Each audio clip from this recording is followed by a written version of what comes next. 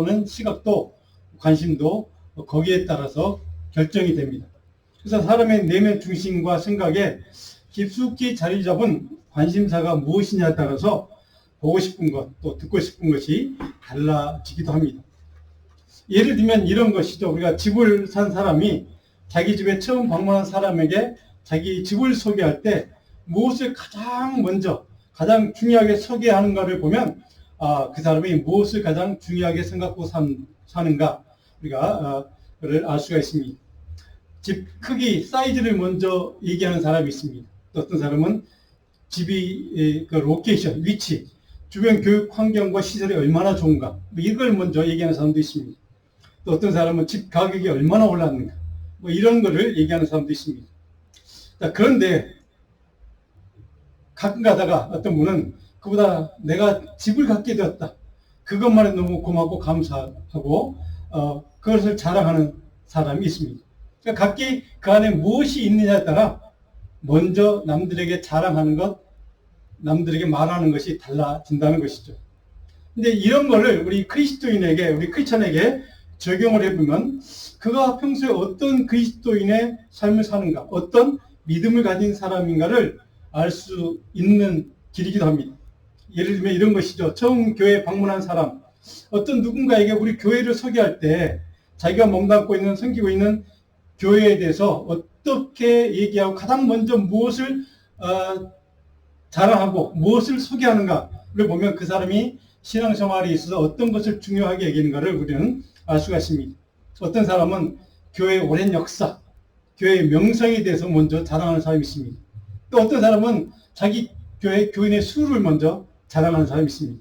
어떤 사람은 교회 건물의 크기, 사이즈, 땅의 가치 이런 것으로 먼저 자랑하고 소개하는 사람이 있습니다. 또 어떤 사람은 다양하고 좋은 교회 학교의 프로그램 이거를 먼저 자랑하고 얘기하는 사람. 어떤 사람은 또 담임 목사의 스펙이나 어떤 우리 목사님 참 능력이 좋다 이런 걸 얘기하는 사람도 있습니다. 그런데 어떤 그리스도인은 예수 믿고 복음으로 구원받고 은혜를 누리는, 그래서 내가 정말로 하나님을 위해서, 예수님을 위해서 은혜 받고 또 섬길 수 있는 교회가 있는 신앙생활을 하고 있다는 그 자체만으로도 감사하다. 그것을 먼저 자랑하는 사람도 있습니다. 여러분이 지금 어떤 영적인 관심과 시각으로 살아가고 있습니까? 어떤 것을 가장 중요하게 생각하고 자랑하며 신앙생활을 하고 있느냐 하는 것입니다.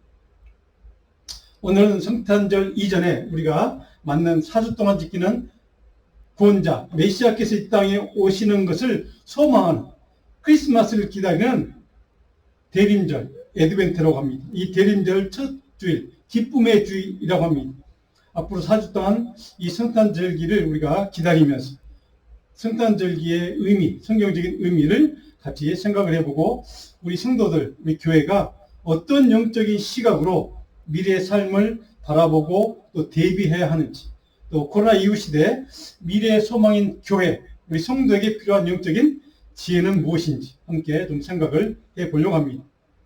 오늘 본문 우리가 같이 읽었던 이 예레미야서, 예레미야 선지자가 활동했던 당시에 시대적인 영적인 상황과 배경을 먼저 우리는 좀 간략하게 이해를 할 필요가 있습니다. 이 본문의 시대적인 배경과 상황을 이해하면 왜 이 메시지가 우리가 오늘 이 대강절 첫째 주일에 이 말씀을 우리가 같이 나눠야 하는지를 우리 이해할 수 있기 때문에 이 말씀을, 그 배경을 좀 생각을 해보려고 합니다.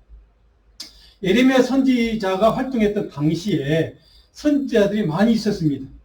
거짓된 선지자들 있죠. 잘못된 선지자들. 요즘 말로 하면 이단들이겠죠. 하나님의 성전은, 예루살렘 성전은 결코 멸망당하지 않는다고 선포하는 거짓 예언자들이 있었습니다. 왜? 하나님의 집이기 때문에.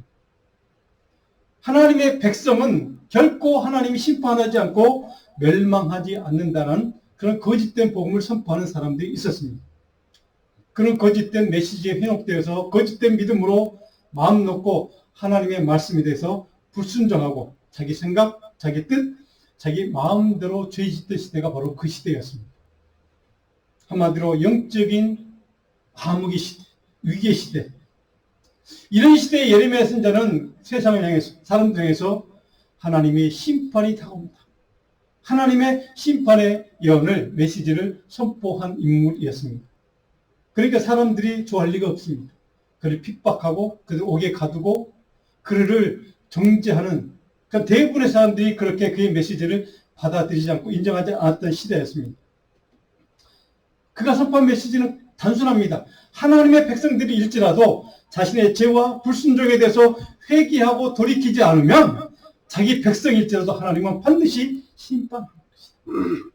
공의 하나님은 의로 심판하는 분이요, 이런 메시지를 선포하는 그에게 바로 사람들은 그를 정죄하고 오히려 그를 몰아세우고 그를 가짜라고 얘기하는 그러한 시대, 바로 그 시대가 오늘 우리 시대와 다를 바 없는 시대입니다.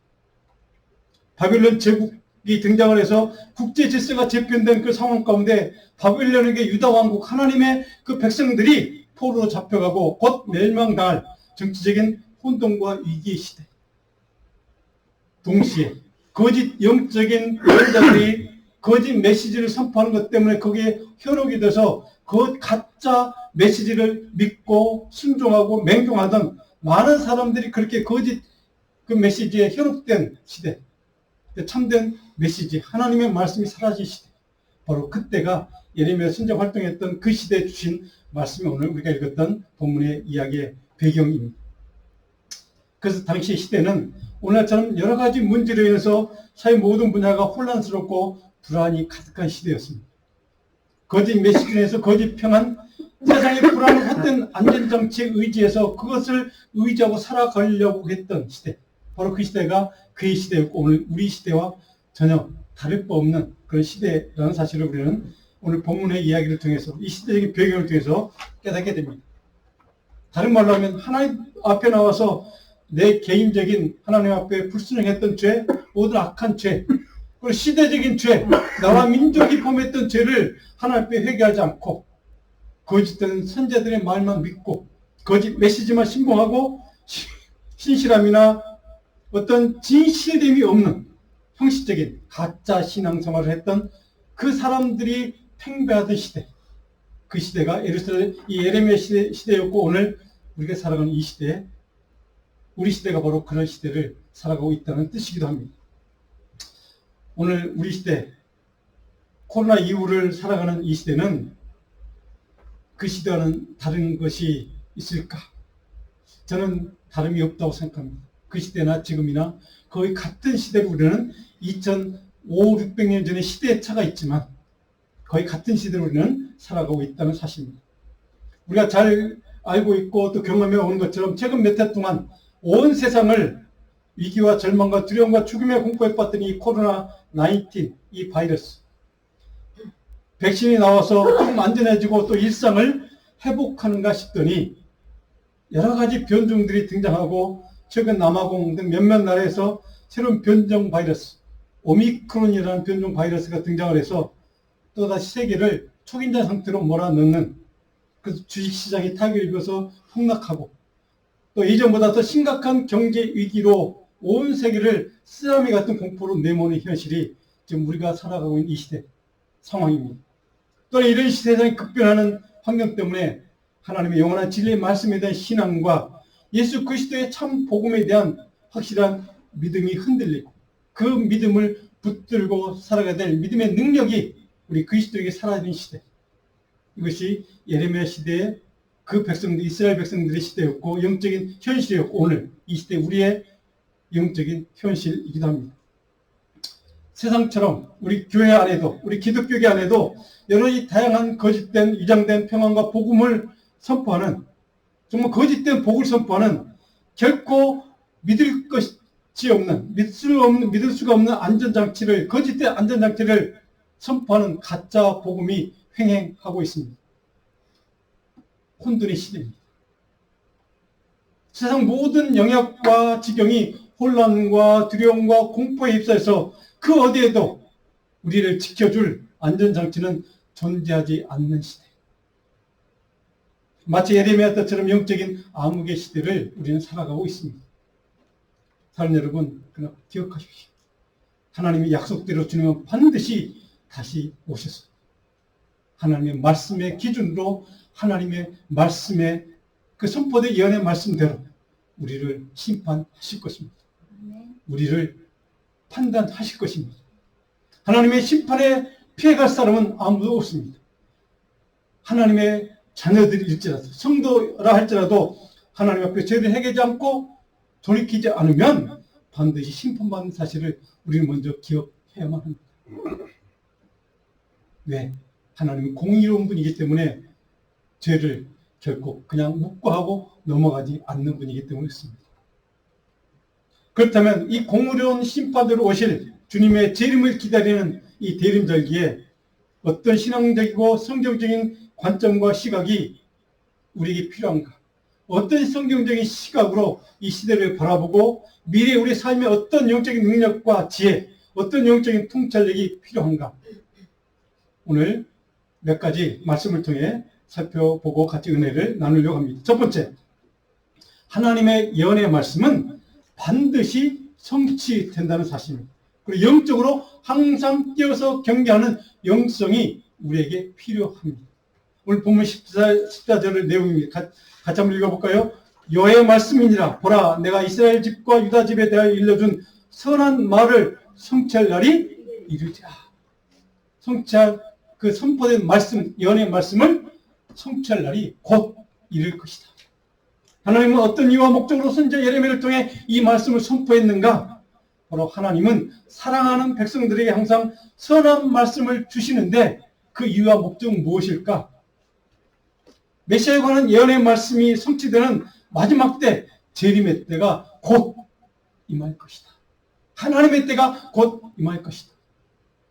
이것을 우리에게 가르쳐 주기 위한 말씀이 오늘 예레미야 선지자가 준 말씀의 이유입니다. 목적입니다. 자, 그렇다면 이 마지막 때 우리 성도가 영적으로 가져야 될 태도는 무엇일까? 누가복음 21장, 여러분 꼭 집에 가서 찾아보십시오. 21장 25절로 36절에 예수님께서 말씀하신 내용 가운데, 가르쳐주신 말씀 가운데 우리가 기억해야 될 말씀이 있습니다. 자, 26절 같이 한번 읽어볼까요? 26절, 27절. 사람들이 세상에 임할 일을 생각하고 무수함으로 기절하리니 그때 사람들이 인자가 구름을 타고 능력과 큰 영광으로 오는 것을 보리라. 예수님 자신이 스스로 이렇게 인자가 이렇게 예언된 말씀대로 이 땅에 왔다는 사실을 정확하게 선포하고 있습니다. 자, 그 다음에 34절로 36절 두 구절을 같이 읽어봅니다. 너희는 스스로 조심하라. 그렇지 않으면 방탕함과 술 취함과 생활의 염려로 마음이 분하여지고 뜻밖의 그날이 덫과 같다. 너희에게 임하리라. 이러므로 너희는 장차 올 이 모든 일을 능히 피하고 인자 앞에 서도록 항상 기도하며 껴 있으라. 그 날이 임할 텐데 너희들이 해야 될 일이 무엇이냐? 바로 오늘 34절에 스스로 뭐 하라고요? 조심하라. 그리고 36절에 항상 껴있고 항상 기도하라. 이것이 우리가 주님이 재림할 그때를 기다리는, 소망하며 기다리는 성도들이 해야 될 영적인 태도요, 영적인 삶의 방식이라고 가르쳐 줍니다. 재림할 주님의 그 심판대 앞에 서도록 영적으로 항상 끼어서 조심하고 그리고 근신하고 기도하는 이 대림절기가 오늘 저와 여러분이 살아가야 될 이 대림절기의 삶의 방식이고 영적인 삶이어야 한다는 말씀입니다. 오늘 저와 여러분들이 이 대림절기 4주 동안을 지나면서 성탄절을 맞이하기 전에 근신하는 삶, 영적으로 끼어서 늘 기도하고 하나님 말씀 앞에 그 말씀을 묵상하고 말씀 앞에 머리 숙이고 회개하고 기도하는 그러한 저와 여러분 되기를 주님으로 축원합니다. 자, 두 번째로, 그렇다면 항상 영적으로 끼어서 경계하는 목적은 무엇일까? 하나님의 공의로운 메시아 앞에서, 하나님의 아들 예수 그리스도 앞에서 의로운 자로 인정받는 성도가, 진정한 성도가 되기 위해서 바로 영적으로 끼어서 경계하는 삶을 살라는 것입니다. 의로운 자로 인정받아야 합니다. 그래야 주님 앞에 서서 너는 참된 신실한 종이다, 착하고 충성된 종이라고 인정받아야만 하나님 나라에 갈 수 있기 때문에 있습니다. 바로 이것을 인정받는 삶을 살게 우리는 영적으로 늘 끼어서 경계하고 기도하고 근신해야 한다는 것입니다. 오늘 15절에 보니까 이렇게 기록되어 있습니다. 그날 그때 내가 다윗에게서 한 공의로운 가지, 누굽니까? 메시아 예수 그리스도. 가지가 나게 하리니 그가 이 땅에 정의와 공의를 실행할 것이다. 그 메시아가 이 땅에 오셔서 뭘 하신다고요? 정의와 공의를 실천할 것이다. 정의와 공의대로 심판하시고 그것을 이룰 것이다. 그 메시아가 하나님의 예언과 약속의 말씀대로 다윗의 가문에서 태어날 것인데 중요한 것은 그 메시아가 이 땅에 오셔서 행하실 일이 무엇인가 하는 것입니다. 그것은 바로 이 땅에 하나님의 공의, 하나님의 정의를 선포하고 성취하시는 일을 행한다는 것입니다. 의로운 판단과 정의로운 심판을 행한다는 것입니다. 도대체 이것은 왜 공의를 또 정의로운 심판을 행하시는가?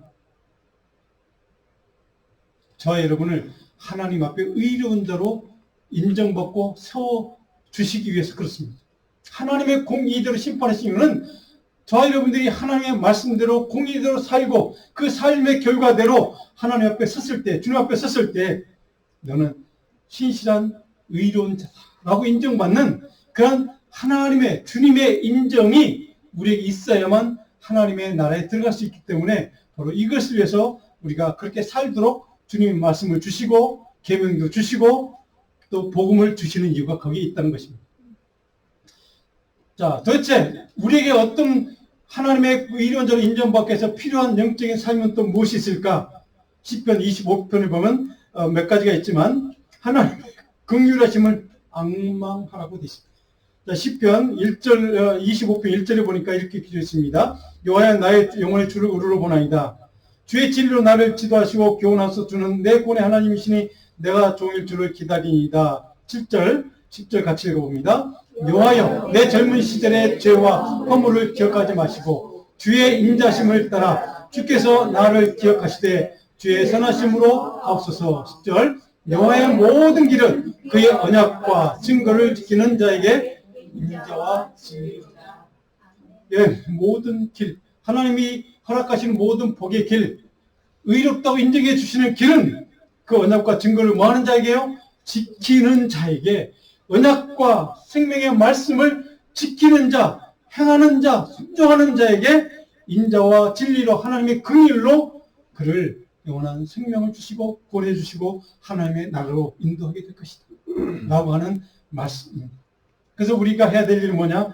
여호와의 언약을 지키는 것입니다. 지킨다는 말은 하나님의 말씀을 끝까지 붙잡고 순종하고 실천한다는 뜻입니다. 지킨다는 말은 그냥 듣고 감사하다 그 고백으로 끝나는 것이 아니라 그 말씀대로 지키며 행하며 실행하는 것입니다. 이것이 지킨다는 단어의 뜻입니다. 온유하고 겸손하게 하나님의 말씀 앞에 엎드려 내 죄를 회개하고 통해 자복하며 하나님의 말씀 앞에 순종하며 기도하는 것, 그 말씀대로 실천하고 행하려고 노력하는 것, 하나님의 능력과 은혜로 말미암아 내 안에 거룩의 능력을 회복하고 하나님의 말씀대로 살아보려고 노력하는 것, 바로 이것이 지키는 것, 계명을 지키는 것, 말씀을 지키는 것, 복음을 지키는 것입니다. 대림절기에 저와 여러분들이 해야 될 일이 바로 하나님의 말씀을 지키는 것입니다. 바로 이 지키는 삶에 하나님의 은혜와 하나님의 긍휼과 하나님의 사랑이 흘러 넘칠 줄로 믿습니다.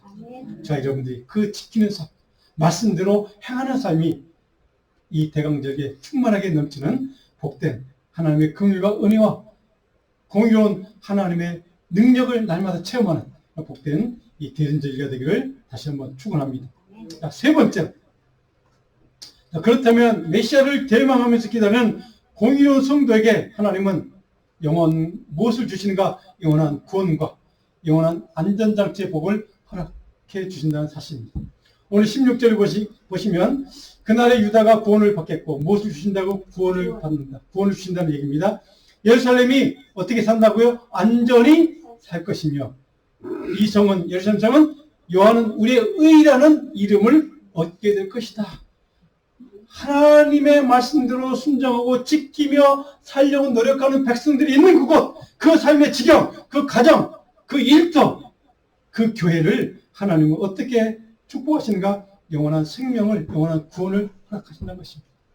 또 무엇을 허락하십니까? 안전을 주시겠다. 안전히 살도록 안전장치를 내가 허락하겠다고 말씀을 하십니다. 하나님께서 이 세상의 정의를 실행하고 공의하는 목적이 바로 무엇입니까?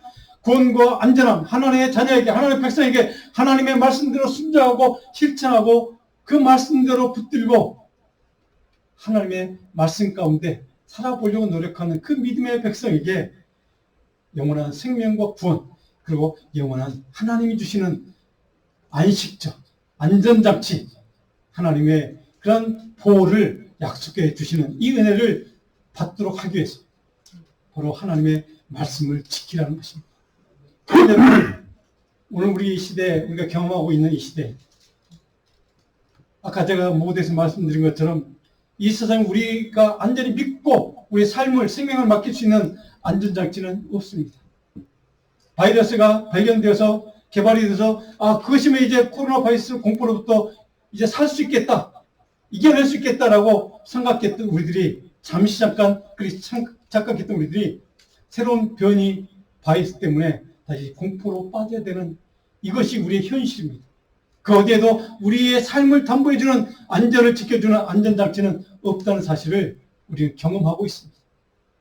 이런 시대를 사는 저와 여러분들에게 하나님의 말씀, 하나님은 약속하십니다. 우리에게 영원한 안전장치를 너에게 허락합시다. 영원한 생명을 지키는, 너를 보호해주는 그러한 내 안전장치를 너희들이 의지하고 살면 바로 거기가 바로 영원한 생명이 있고 거기에 영원한 구원을 경험하게 될 것이다. 그것이 하나님이 저와 여러분에게 말씀을 순종하고 지키는 하나님의 자녀에게 주시는 영원한 약속입니다. 이 약속이 오늘 저와 여러분에게 주시는 생명의 약속으로 붙들 수 있는 그런 이 시간, 그런 은혜가 있기를 간절히 축원합니다.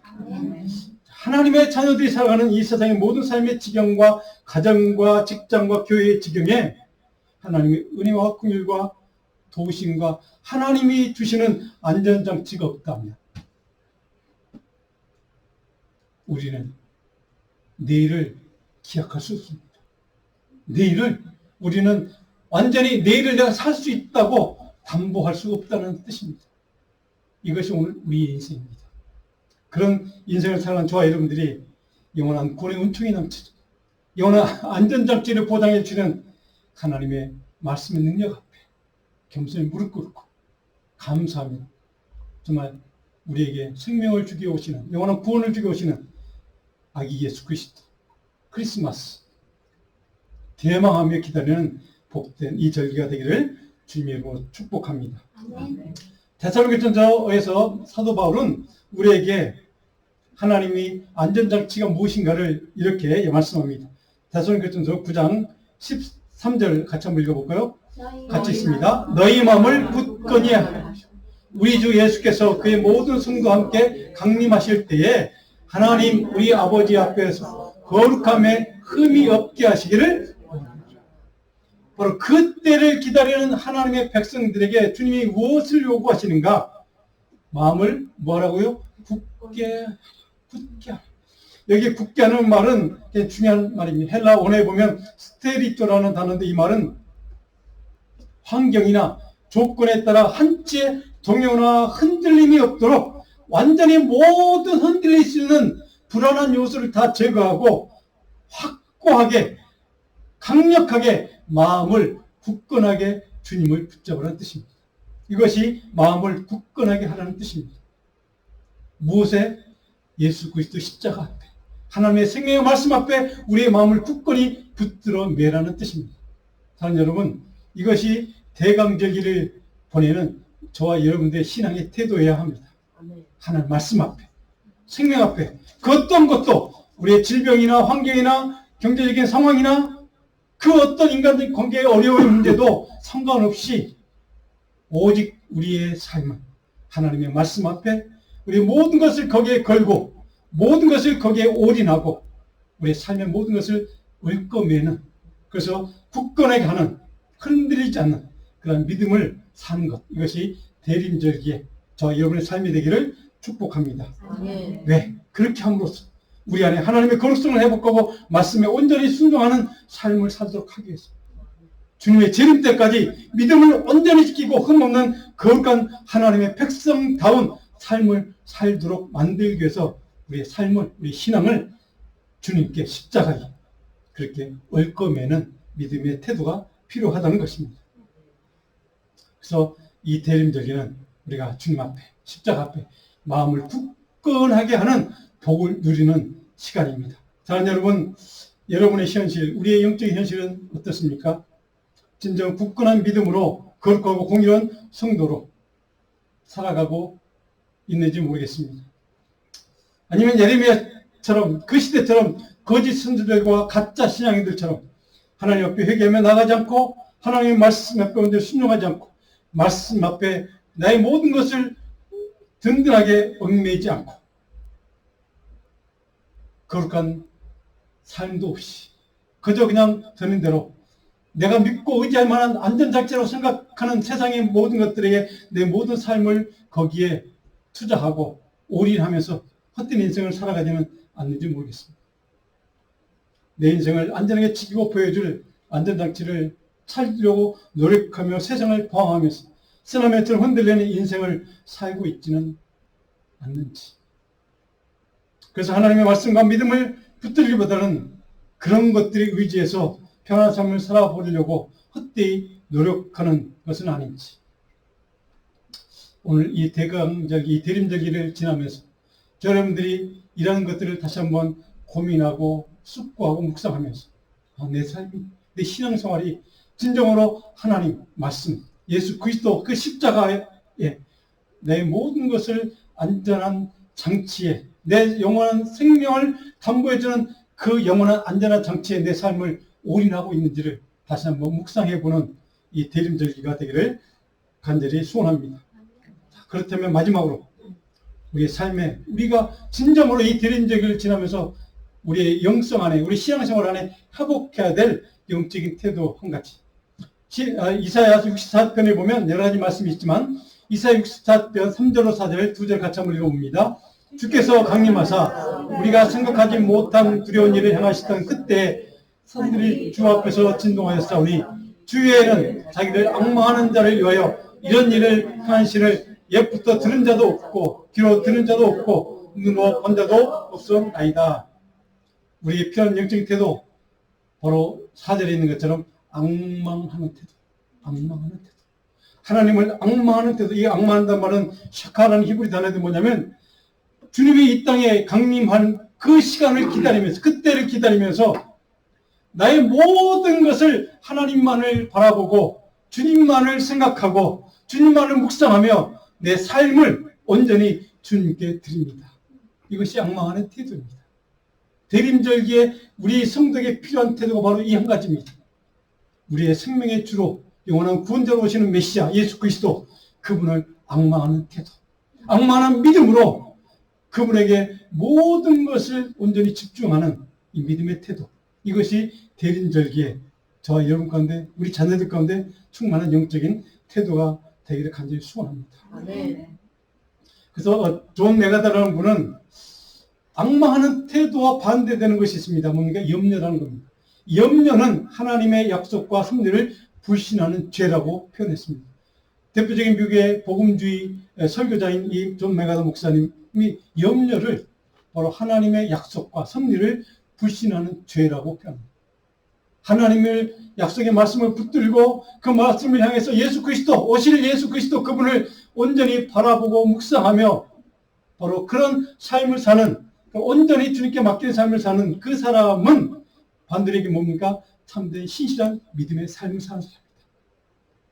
그래서 세상의 염려를 바로 이길 수 있는 근본적인 힘과 능력은 무엇인가? 바로 하나님을 신뢰하는 것입니다. 오실 예수 그리스도 그분만을 바라보는 것입니다. 그것을 이사야 선지자는 앙망한다. 하나님을 앙망하는 것, 예수 그리스도, 아기 예수 그리스도, 크리스마스, 그날을 앙망하는 바로 그 사람은 오직 하나님만이 내 삶의 주인이라는 것을 고백하는 사람이고 하나님만이 내 삶의 영원한 안전장치임을 고백하는 믿음의 사람이고 오직 주님만이 십자가에 보혈을 흘려주시고 나를 영원한 생명을 허락하신 그 예수 그리스도 그분만이 내 삶의 진정한 안전장치임을 믿음으로 고백하는 신실한 성도라는 사실을 말씀을 통해 우리는 깨달을 수 있습니다. 하나님은 쓰나미 같은 세상 풍파에 이리저리 흔들리는 삶을 살아가는 자기 백성에게도 중요한 것은 가장 확실한 안전장치를 허락해 주십니다. 이리저리 믿음이 흔들리는 사람일지라도, 그런 자녀일지라도 하나님은 자기 사랑하는 백성에게 끝까지 변함없이 영원한 안전장치를 허락해 준다는 사실을 성경은 우리 이렇게 가르쳐 주겠습니다. 로마서 8장 38절 39절 말씀, 사도 바울이 영원한 인생의 안전장치가 무엇인가를 우리에게 이렇게 가르쳐 줍니다. 같이 읽어볼까요? 내가 확신하노니 사망이나 생명이나 천사들이나 권세자들이나 현재일이나 장래일이나 능력이나 높음이나 기쁨이나 다른 어떤 피조물이라도 우리를 우리 주 예수 그리스도 예수 안에 있는 하나님의 사랑에서 끊을 수 없느니라. 아멘. 그리스도 예수 안에 있는 하나님의 사랑이 바로 저와 여러분의 영원한 안전장치라는 말씀입니다. 이 사랑에서 그 어떤 것도 우리를 끊을 수 없다는 사실을 고백하는 믿음의 사람에게 하나님은 분명히 약속합니다. 내가 너에게 영원한 안전장치가 되어줄 것이다. 하늘부터 강림하실 메시아를 기다리는 저와 여러분에게, 결코 흔들리지 않는 하나님 아버지를 앙망하는 저와 여러분에게 영원한 우리의 삶의 안전장치, 끊을 수 없는 하나님의 사랑으로 우리를 붙잡아 주시는 이 은혜, 이 긍휼, 이것만 우리가 믿을 수 있다면, 이것만 우리가 붙들고 신뢰할 수 있다면 우리의 삶은 결코 실패하지 않은 삶이 될 줄 믿습니다. 아멘. 결코 낭비가 우리의 삶을 우리를 낭비하게 하지 않을 수 있습니다. 무엇이요? 하나님의 사랑이기 때문에. 이것이 오늘 이 말씀을 통해 주시는 하나님의 약속입니다. 오늘 설교 노트를 보시면 요절 말씀, 데살로니가전서 1장 10절 말씀이 같이 한번 읽어봅니다. 또 죽은 자들 가운데서 다시 살리신 그의 아들이 하늘로부터 강림하실 것을 너희가 어떻게 기다린지를 말하니 이는 장래에 노하심에서 우리를 건지시는 예수이십니다. 우리의 영원한 안전장치, 우리를 건지시는 예수 그리스도, 그분을 대망하는, 앙망하는 대림절기, 저와 여러분에게 그런 은혜와 복으로 채워주시는 대림절기가 되기를 다시 한번 주님으로 축원합니다. 기도하겠습니다.